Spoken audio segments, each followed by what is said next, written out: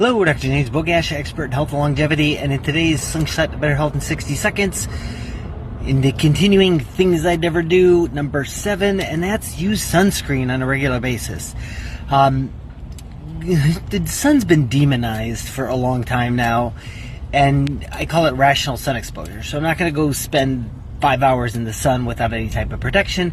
Generally, I'll use barrier protection if I'm going to be out for that long. If I'm going to be out for a half hour, 45 minutes, I won't use anything. That sun exposure is good. In the Slingshot, I'm getting sun exposure every single day.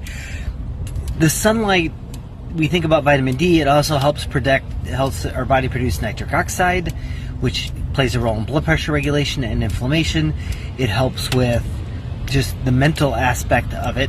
It helps with it actually fixes the gut microbiome. So keep in mind that most melanomas occur on non-sun exposed areas of the body.